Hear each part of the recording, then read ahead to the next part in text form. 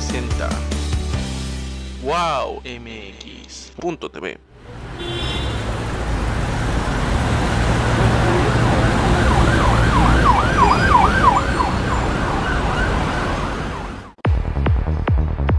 Si yo fuera servidor público. Un programa de análisis, participación e información ciudadana.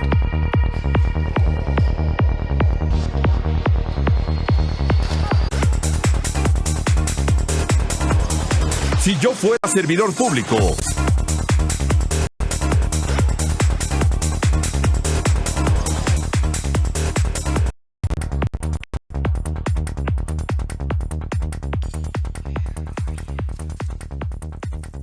Amigos, es un gusto que nos esté acompañando aquí en Si Yo Fuera Servidor Público a través de la pantalla de Wow TV, antes Aztele TV. Muy contentos de estar con ustedes. Hoy vamos a tener pues varios temas muy interesantes, así que quédese con nosotros en este espacio. La va a pasar bastante bien, va a aprender muchísimo. Y bueno, para eso ya tenemos en pantalla al maestro Tomás Hernández, que cotidianamente nos está acompañando y orientando en varios temas. ¿Cómo estás, Tomás? Es un gusto saludarte. Bien, Miguel, buenas tardes a ti y a todo tu auditorio. Aquí estamos, muchas gracias, como siempre, al ser invitado a tu casa televisora. Muchísimas gracias, Tomás. Bueno, hay varios temas que queremos platicar contigo, y es que, bueno, tú lo sabes muy bien, el público lo sabe muy bien. En estos momentos en la Cámara de Diputados se está analizando lo que es lo que le llaman el paquete fiscal, la miscelánea, el presupuesto es decir, los dineros que se van a destinar para cada dependencia a partir del primer minuto de 2022. Así que por eso queremos platicar algunos puntos importantes en este sentido. Y a ver, vamos a entrar, obviamente no los vamos a tocar todos, pero sí algunos temas que realmente nos pueden, pues no afectar, pero sí hay que tomar en cuenta. A ver, en materia fiscal, en materia de la recaudación de los impuestos, bueno, el presidente ha sido muy claro en ese sentido desde 2018 que arrancó su sexenio. Dijo, a ver, en mi sexenio va a cambiar todo, todos vamos a estar felices. Y te iba a decir aplausos, no balazos, no abrazos, perdón. Abrazos, no balazos. Y además dijo que no, o sea, no van a subir los impuestos, que solamente iba a haber digamos que un ajuste por el asunto de la inflación, que es algo pues normal en cualquier país del mundo. Así que, bueno, lo primero es esa parte de los impuestos, mi querido Tomás. Todos tenemos que pagar pues impuestos, ¿no? Porque si no, esta maquinaria que se llama México, pues no va a arrancar, si de por sí. Claro. Bien, Miguel, mira, pues bueno, primero partir para poder realizar esta parte, no perdamos de vista que nosotros vivimos en un estado republicano federal, donde pues nosotros somos los titulares y dueños de toda la riqueza de todo el país. A eso nosotros le tenemos como la denominación como soberanía, que pues bueno, dentro del marco constitucional dispone, ¿no? Letras más, letras menos, que la soberanía reside esencial y originalmente en el pueblo. Todo poder público, que es el gobierno, dimana del pueblo y se instituye en beneficio del pueblo. ¿Esto qué es? Que son nuestros administradores y van a administrar nuestro recurso para regresarlo en servicios públicos. Y entonces, bueno, ya nos vamos a otro marco constitucional donde dispone que en México todos los mexicanos están obligados a contribuir con el gasto público de manera proporcional y equitativa conforme a lo que dispongan las leyes. De ahí entonces, al recabar el Estado todos los impuestos, esto se manda a la ley de ingresos, que va a ser la captación de todo el recurso natural, Pemex en particular, y lo que son los impuestos.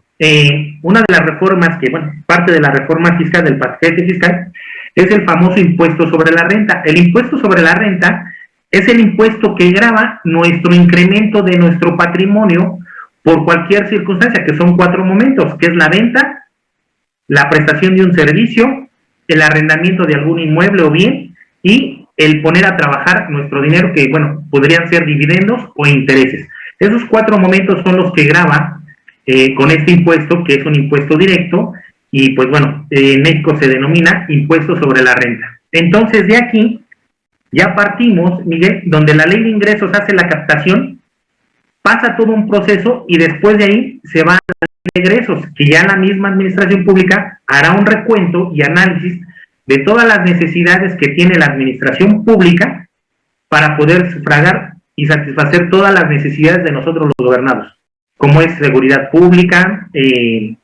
pavimentación, drenaje, agua, luz, todos los servicios que recibimos de toda la administración pública, por ejemplo, pasaportes, seguridad, salud, todo lo que podamos ver como servicios, todos emanan de ahí. Es una larga lista, Miguel, pero bueno, es con ese fin, donde nosotros tenemos que aportar para satisfacer estas necesidades.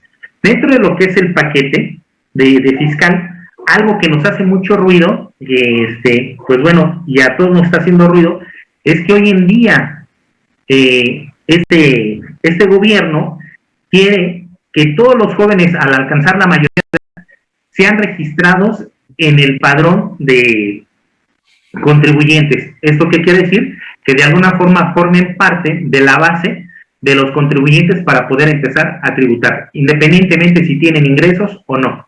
Pero ahí viene lo delicado, que entonces, pues no todos sus ingresos derivan de las 4 actividades que ya te acabo de comentar.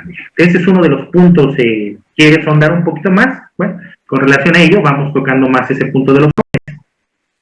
A ver, ese punto está muy interesante. Si quieres, ese lo dejamos para el siguiente bloque. Nada más, me gustaría no hacer algunas precisiones, pero sí ahondar un poquito en algunos temas. A ver, el asunto fiscal, ¿tú cómo lo has visto en términos generales?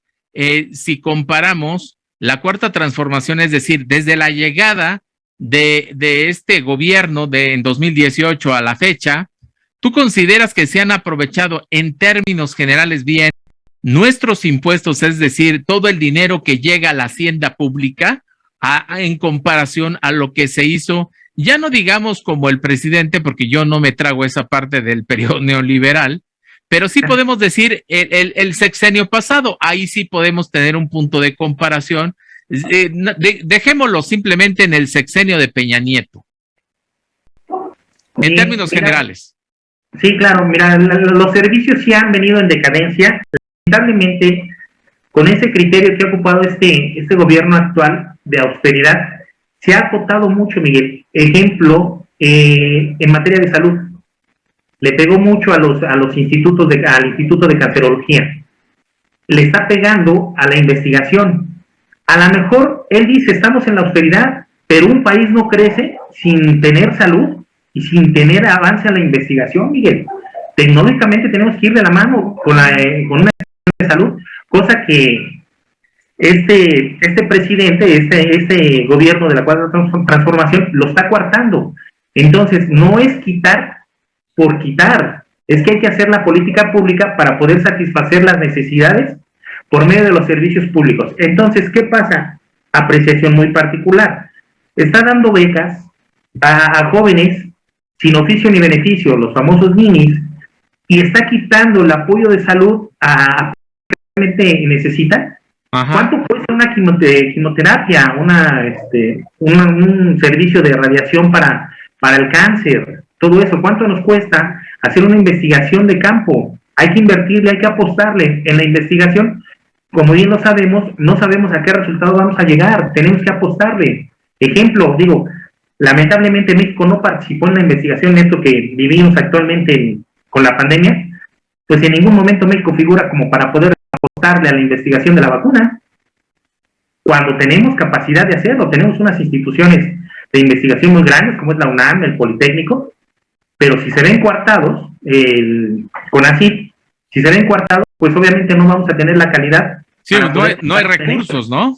Exacto, no hay recursos, por tanto no podemos competir, ¿no, Miguel? Entonces sí se ve esa diferencia. Quizás esté en la situación de austeridad, pero le está pegando a ciertos sectores,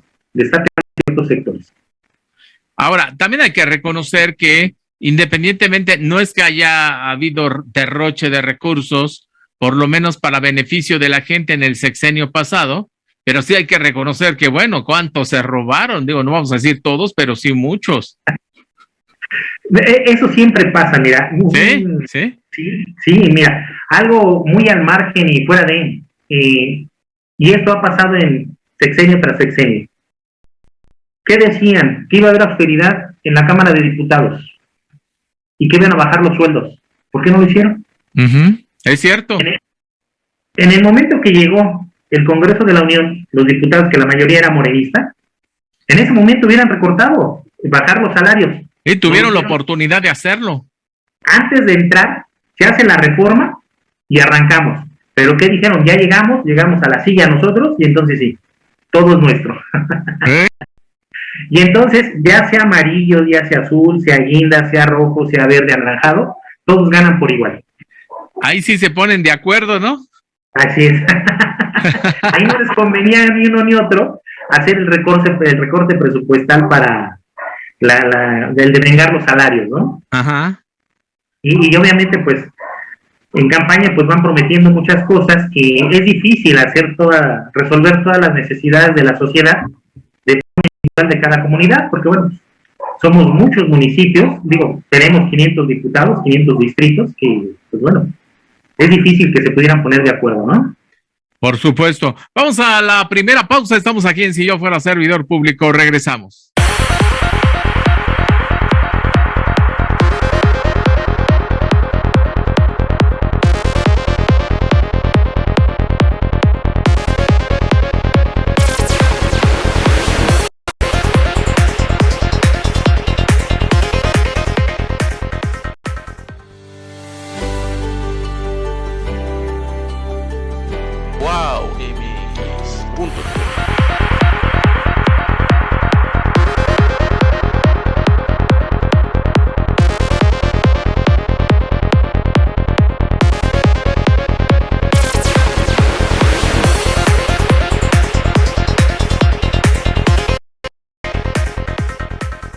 Estamos de regreso aquí en Si Yo Fuera Servidor Público a través de la pantalla de WOW TV, antes Aztele TV, platicando con el maestro Tomás Hernández acerca pues de estas reformas que se están dirimiendo, que se están analizando en el Congreso de la Unión, platicando la parte fiscal que es muy importante. Bueno, obviamente todas las ramas del presupuesto son importantes, pero le queremos dedicar estos minutos a la parte fiscal y de manera particular ahora sí de el punto que mencionabas, Tomás, en cuanto a que a partir de un joven que tiene 18 años de edad, es decir, es mayor de edad, ya tiene que tributar, es decir, ahora sí que ya tiene que mocharse, tiene que contribuir.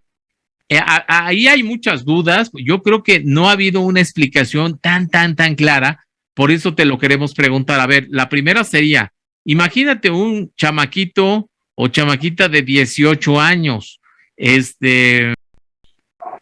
no trabaja, pues por cuestiones naturales, está estudiando, quiero pensar que la mayoría de los jóvenes a esa edad están estudiando.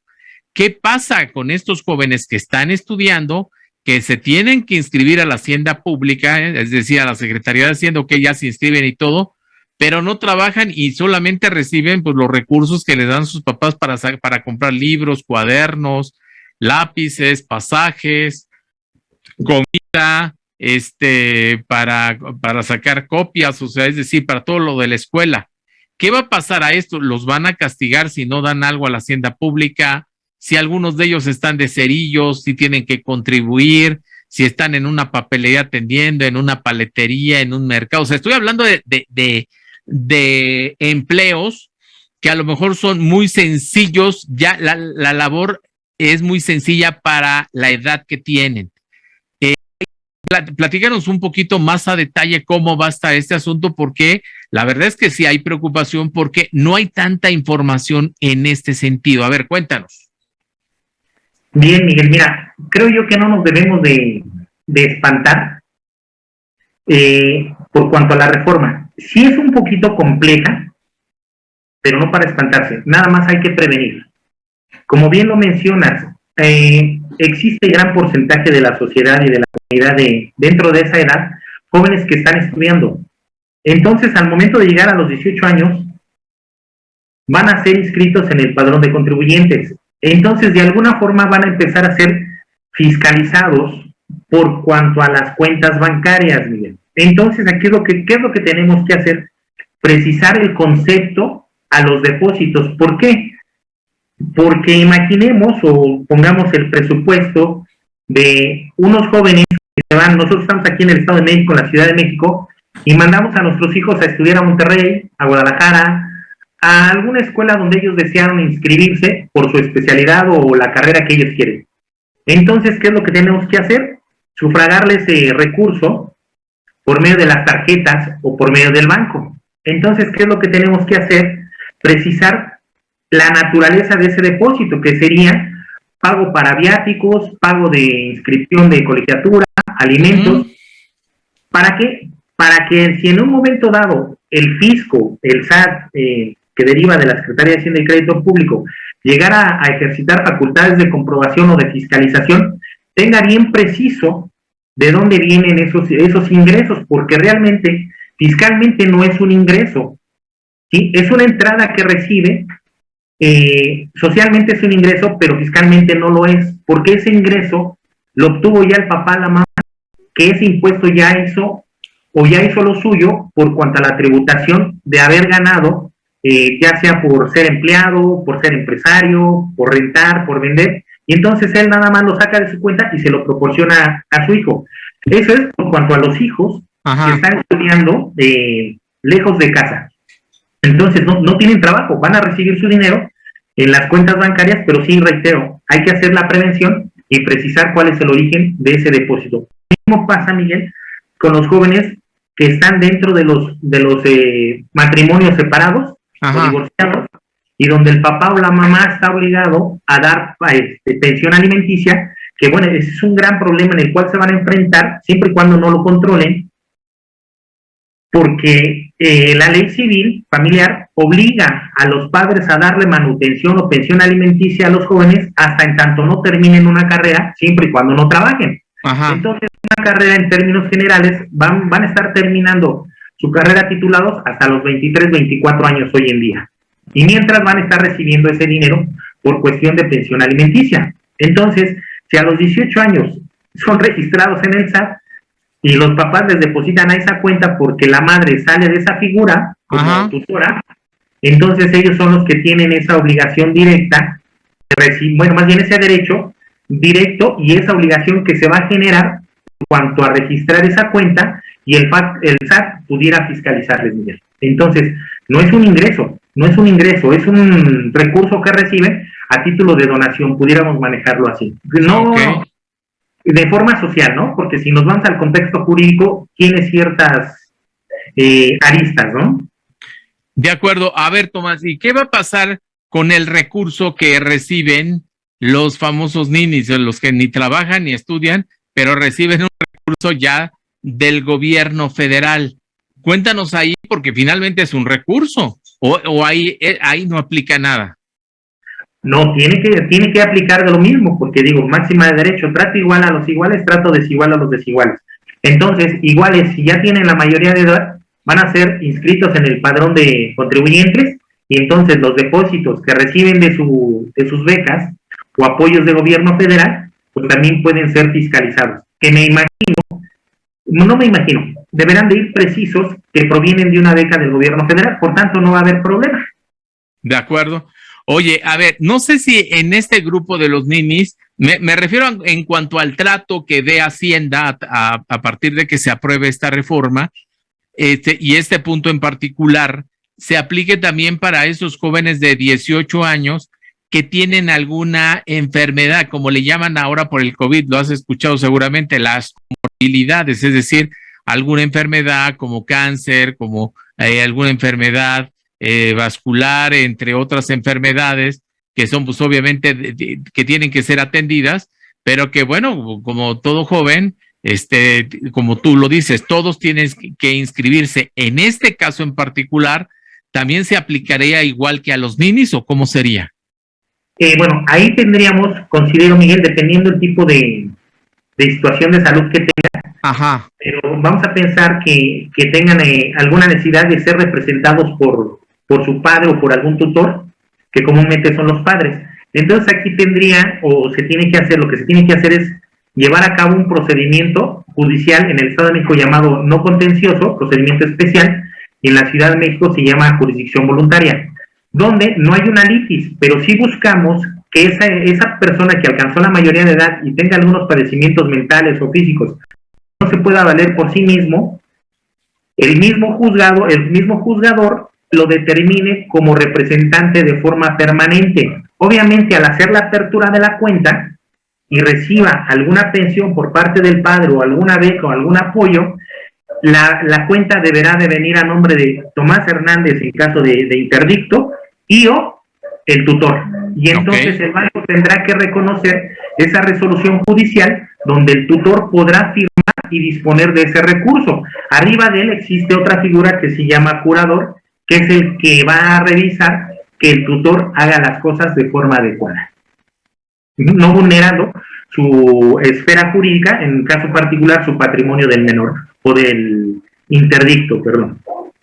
Muy bien, pues muy importante. A ver, antes de irnos a la pausa, tenemos 2 minutos y medio aproximadamente. ¿Qué más tenemos que saber en materia fiscal para que, como dicen vulgarmente, no, que no nos agarren con los dedos en la puerta? Sí, hacer la preparación y hacer precisa la información, Miguel, de dónde viene. Mira, esto pudiera darse también que lo hagan con el fin de obtener la información de cuál es la procedencia de estos recursos. Sí, porque bueno, ahorita estamos enfocados nosotros a lo que es lo bonito, ¿no? Lo bonito de la sociedad, de recibir el recurso para sufragar sus necesidades. Pero también no perdamos de vista que existen movimientos de dudosa procedencia para lavado de dinero y bueno, ocupan a los jóvenes o cuentas de jóvenes para poder hacer ese movimiento. Entonces, no dudo que también vayan con esa arista de que el fisco, con los convenios de coordinación y colaboración, lleve el fin de dar con delincuencia organizada o grupos delictivos, Miguel. De acuerdo. Bueno, pues ahí están estos puntos que era muy importante platicarlos contigo. Vamos a la siguiente pausa y vamos a otro tema que es el tema de seguridad, que yo creo que hay que platicar mucho de este tema de seguridad. Vamos a la pausa. Estoy aquí en Si Yo Fuera Servidor Público. Regresamos.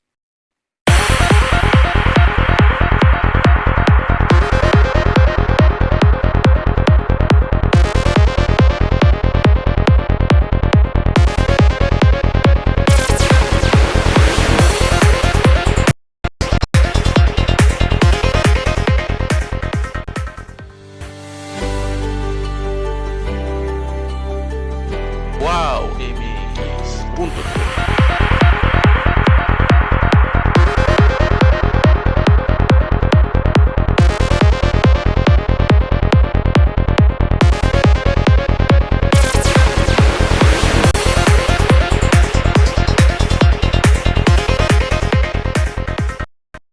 Estamos de regreso aquí en Si Yo Fuera Servidor Público a través de la pantalla de WOW TV, platicando con el maestro Tomás Hernández. A ver, vamos a platicar ahora del tema de seguridad y que tiene que ver también con el asunto también que va junto con pegado con el tema de lo que se está analizando en el Congreso de la Unión. Ya platicamos un poquito, ya nos platicaste un poquito de materia fiscal, cómo vamos a ver algunos puntos en este sentido a partir del primer minuto del próximo año. Pero a ver, en materia de seguridad, yo quisiera poner algunos ejemplos y tú me vas diciendo tú cómo consideras que va a ser el próximo año. A ver, hemos visto de manera reiterada en redes sociales y de redes sociales se pasan a los medios nacionales de comunicación, bueno, no 1, 2, 3, bueno, una cantidad increíble de videos donde los ladrones, sobre todo, hablando de lo que es nuestra vecindad entre Ciudad de México de México. Vamos a quedarnos ahí porque si no, no acabamos. Pero bueno, la cantidad de asaltos que hay, sobre todo en las peceras, o muy temprano o muy tarde, pero y les vale sombrilla a los ladrones que estén las cámaras. Ya no les importa, ¿eh? Y a cuántos han matado, no ha pasado una semana en estos últimos años, sobre todo en estos 2 últimos años, por quedarme en esa parte, en donde hemos visto, bueno, cantidad de ejemplos de cómo esto les vale gorro, la vigilancia les vale gorro, las cámaras, han matado a pasajeros, han matado a choferes, y escuchamos que esto sucede en Chalco, que sucede en Coacalco, en Ecatepec, pero también en la Gustavo Amadero, en Azcapotzalco. Es decir, estamos hablando de alcaldías que tienen vecindad, es decir, que están en la zona metropolitana, que están pegadas, de las que están pegadas del Estado de México y Ciudad de México. Yo te comentaba antes de entrar que el titular de la Secretaría de Seguridad Ciudadana de la Ciudad de México, García Harfuch, estaba mencionando que el gobierno de la capital está trabajando no solamente en la parte operativa, sino también en conjunto, de manera interinstitucional, con otras dependencias, no solamente de la Ciudad de México, sino también a nivel de Estado de México, porque esa parte de trabajar de la zona metropolitana es fundamental en varios sentidos, y también a nivel federal. A lo que quiero llegar, Tomás, es que nos platiques un poquito sobre este tema. ¿Tú consideras que este tema sí lo están visualizando nuestros legisladores para que el próximo año se tengan más recursos para, no solamente para hacer operativos, que son importantes los operativos, dicho sea de paso, pero también se necesitan atender las causas y todo esto? A ver, ¿cómo ves el asunto? Porque la cosa sí está bien brava. Sí, Miguel, fíjate que lamentablemente, pues es una conducta o vivencias que se están dando socialmente que da mucho que lamentar. Si bien es cierto, bueno, las entidades o instituciones de seguridad pública pues están haciendo frente a la delincuencia, pero también de la mano tiene que venir el Estado haciendo la política pública en materia de prevención. Tenemos que prevenir y en su momento, de forma paralela, hacer la política para hacerle frente a esta delincuencia, porque no es posible que en muchos casos queden impunes la situación que hoy en día se vive si se sienten abogados, todo lo quieren manejar con la ley de amnistía. Exacto. Ya como comentas, ya no les interesa si es a primera hora o en la tarde, en las rutas que sean. ¿Esto qué pasa? Que cada vez ha crecido la comunidad delincuencial, ha crecido bastante, y pues las entidades de seguridad pública se han visto rebasadas, ¿no? Se han visto rebasadas por muchas razones. Primero, por el número. 2, por la profesionalización y preparación que deben de tener los elementos de seguridad pública, que no son debidamente capacitados para hacerle frente a estos individuos, ¿no? La otra, que bueno, al no poder llevar a cabo una detención adecuada,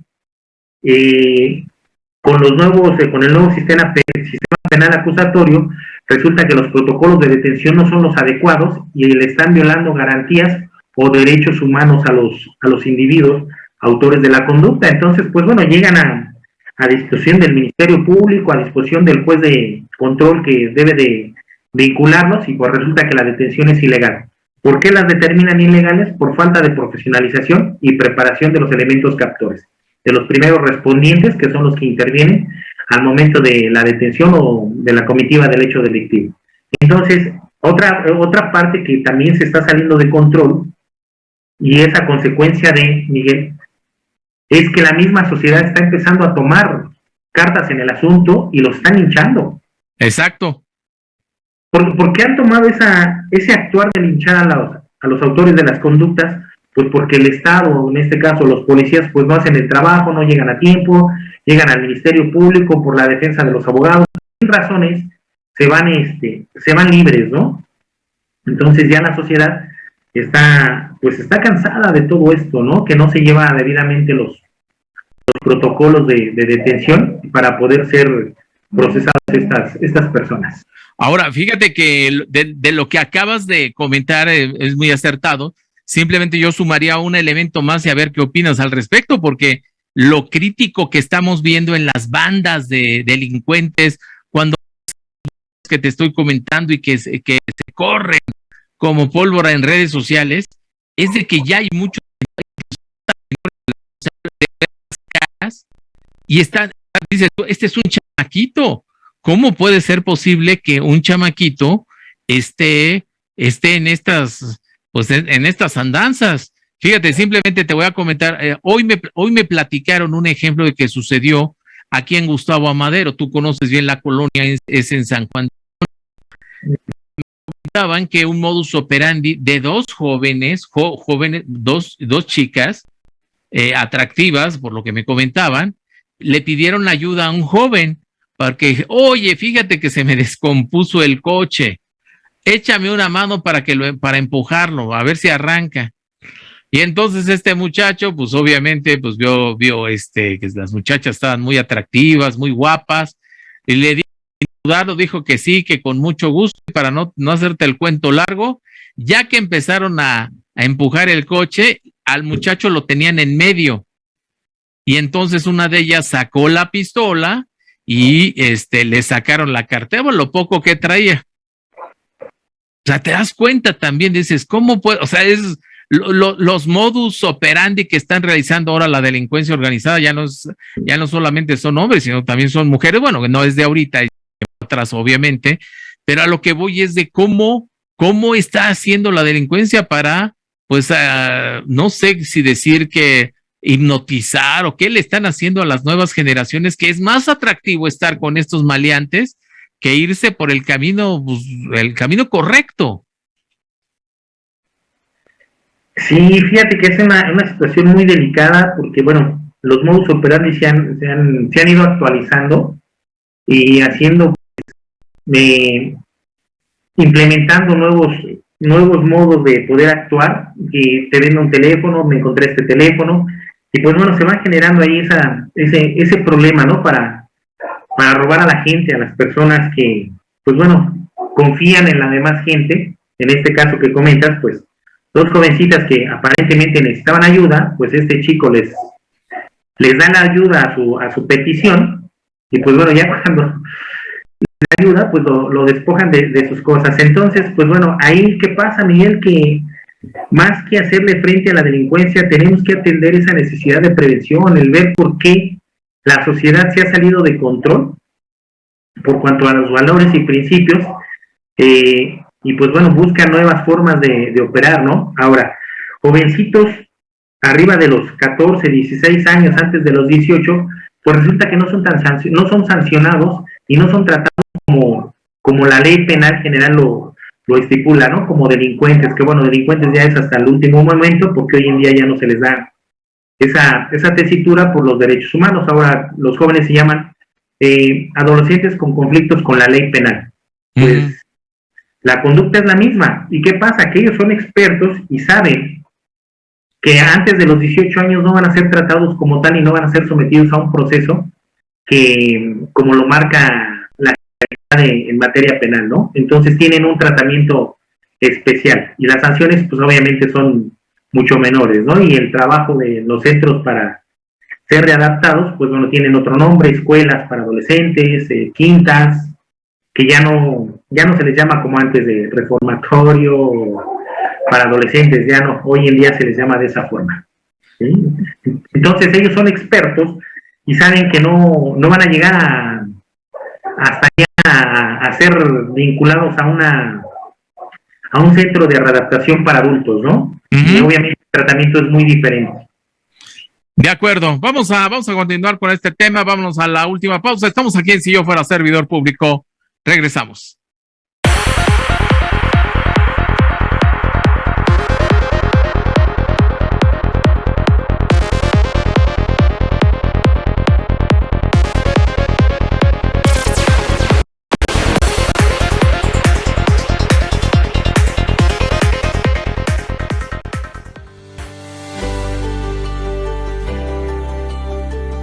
Wow, y mis puntos.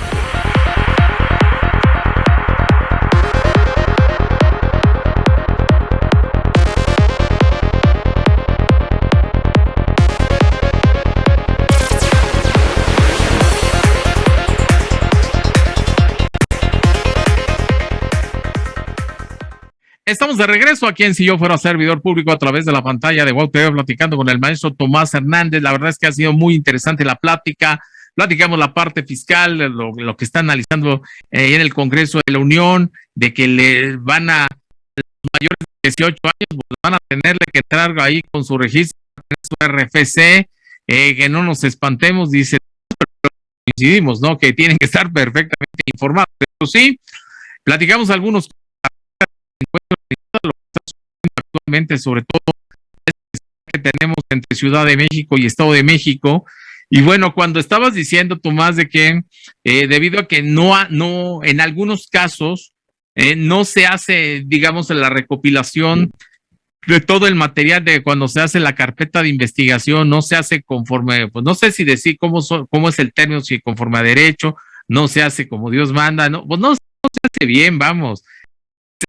Estos malandros y pues ni modo de pues hay las consecuencias por no hacer bien las cosas. Y fíjate que luego cuando dijiste eso, se me apareció en mi mente la cara de Emilio Lozoya. Y pensé, dije, no, pues sí, eso sucedió, por eso hasta se fue a ataquear, ¿no? Como no, todo, pues eso tuvo chance. Claro. Hay un caso en particular de ellos, no investigación, pero tenía libertad condicionada, ¿no? Ajá. Creo que traía entonces, eso no te limita a andar en la calle, digo, obviamente a que tenga cierto movimiento en cierta circunferencia, ¿no? O cierto plano. Nada más hay que informarlo a son situaciones que se vuelven una cuestión política, social, que no le veo el por qué no pudiera comer o a cenar a donde él quisiera, ¿no?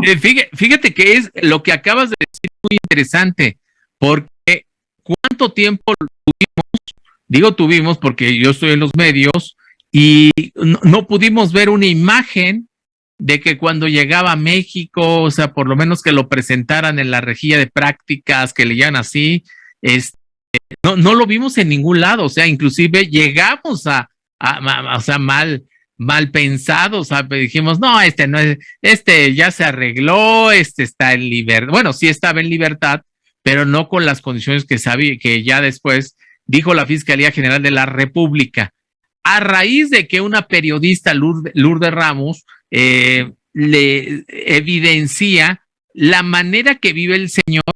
Esto fue solamente el motivo por que si no hubieran aparecido esas imágenes, pues ahorita no estaríamos hablando de Emilio Lozoya, pero fue una cuestión, como tú bien lo mencionas, fue una cuestión política. En ese sentido, ¿no se le viola los derechos humanos o qué pasa ahí, Pues sí le son violados sus derechos y sus garantías, porque bueno, el hecho de que él haya gustado o tenido la necesidad de acudir a un restaurante de mucha calidad o muy caro, pues realmente el Estado le estaría coartando su derecho o no se lo puede coartar de que él pueda asistir a lugares donde él quiera, ¿no? Claro. Cuando tenga para pagarlos, digo, tenemos el derecho a libre tránsito sobre nuestro país, ¿no? Que bueno, reitero, a lo mejor que está yendo con los recursos que obtuvo de forma equívoca, ¿no? Exactamente, pues a ver cómo termina, que por lo menos escuchar algunos puntos de vista sobre el mismo, y a ver, porque este caso es el más reciente y yo creo que sí merece por lo menos también otro comentario, sobre todo por lo que vemos en algunos municipios, y no es la primera vez que Cuautitlán Izcalli, desgraciadamente, su policía está actuando de manera abusiva, violando los derechos humanos, está abusando de las personas mayores de edad, en fin, están pasando cosas en Cuautitlán Izcalli por lo menos de 3 años hacia atrás, por decirte algún número, algún periodo, y nadie hace nada. Y lo estoy mencionando, y siempre le tiene que pasar a alguien público, alguien conocido, alguien que sale en la televisión, y en esta ocasión le tocó a un joven de 21 años, este joven Octavio Ocaña, que tenía toda una vida por delante, que desde chiquito, bueno, todo el mundo lo conocíamos en esta serie de Televisa que se llama Vecinos, y que él era el famoso Benito, que él era el que lo mandaban a hacer todos los, las pruebas de los comerciales, y lo vestían de todo al pobre chamaco. Pero la verdad es que se nos quedó en nuestro inconsciente ese niño, la verdad, con esta muy buena serie de Televisa.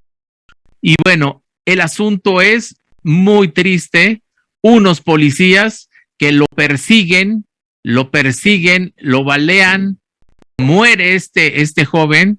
La versión de la Fiscalía del Estado de México argumenta que este muchacho llevaba una pistola, que en la persecución él se disparó, y ya han salido una serie de contradicciones donde dicen que una policía le robó el celular ya que estaba herido, que todavía que lo patearon, o sea, lo bajaron de su camioneta, lo patearon, y todavía encima, como se dieron cuenta que era famoso, lo volvieron a meter a la camioneta, le sembraron el arma con la cual lo mataron, porque el papá de este muchacho reconoce que su hijo tenía un arma, él lo reconoce, pero dice, con la bala que matan no corresponde a esa arma.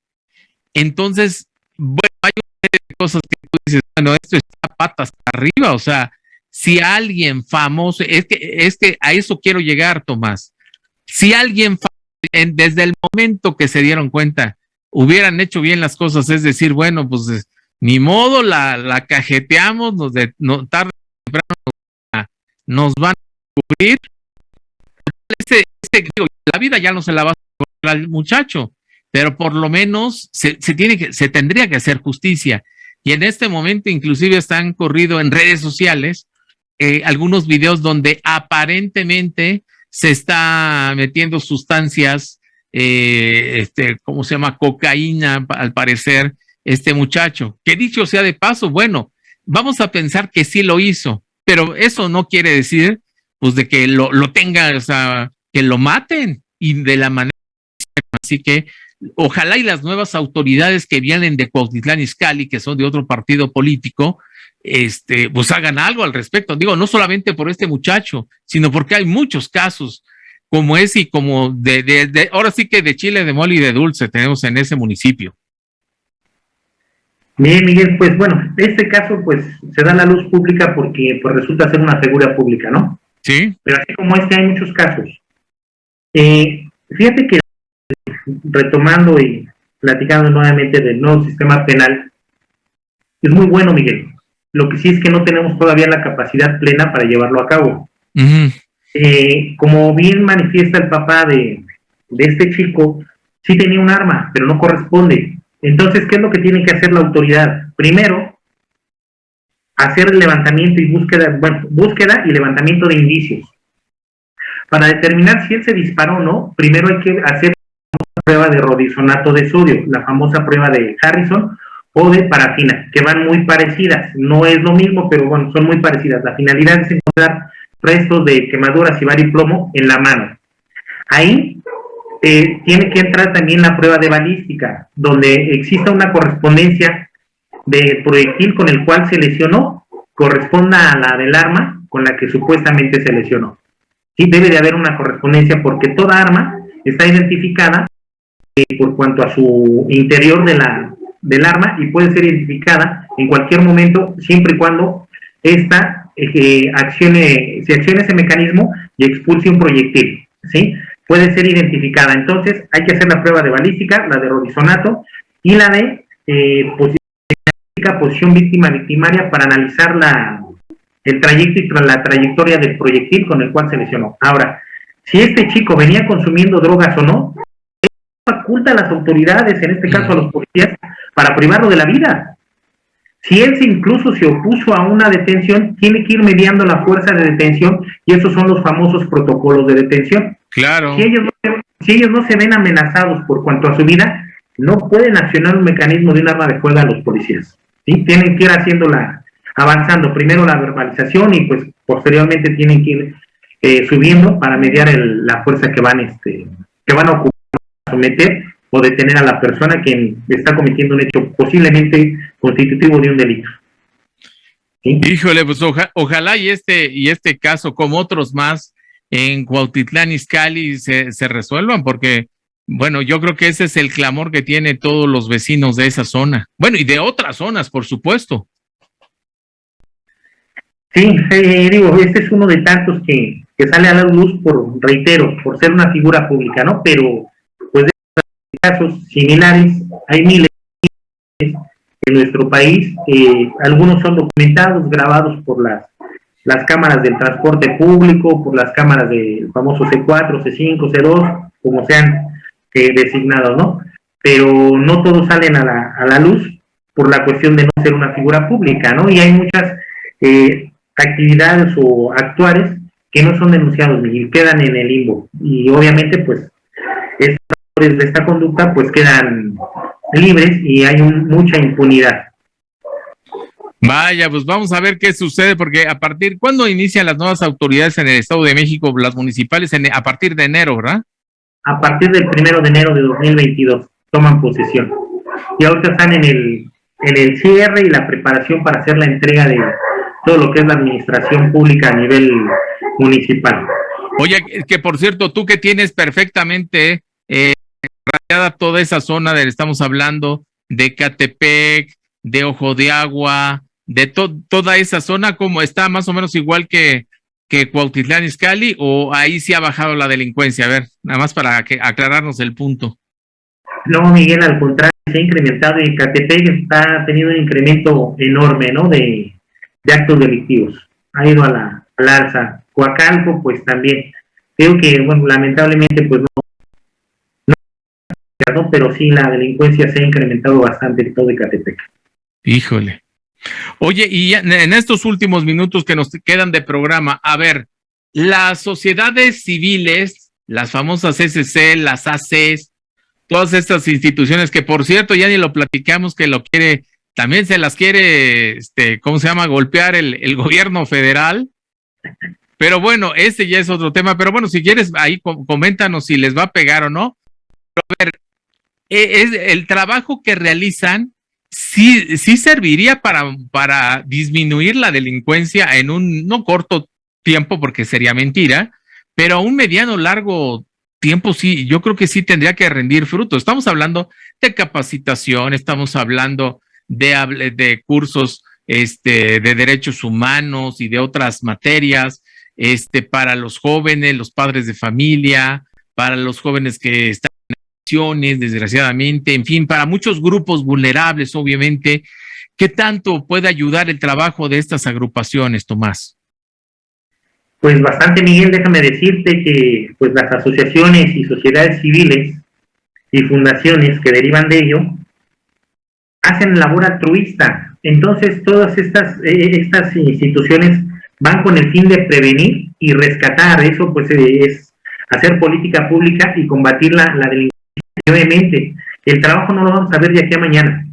Es una labor titánica, pero aquí inserta muy bien la parte fiscal, Miguel, sí, que quiere limitar a las empresas o a las personas físicas dar donativos a estas instituciones. Entonces, la mayoría de estas instituciones, si no es que el 99.99999%, trabajamos con donativos para poderle hacer frente a eso. Entonces, si las empresas o personas ya no van a ser deducibles estos donativos, estas donatarias, que son las instituciones AC y SC, se van a ver mermadas en sus ingresos y obviamente no podrán dar este servicio comunitario y altruista para poder rescatar y tratar de resarcir esa actitud que se ha tergiversado a través del tiempo, ¿no? Para poder hacer una prevención y poder rescatar y hacer valer todos estos derechos humanos, salvaguardar la esfera jurídica de los individuos, atender a víctimas. ¿Por qué? Porque muchas veces las víctimas no son atendidas.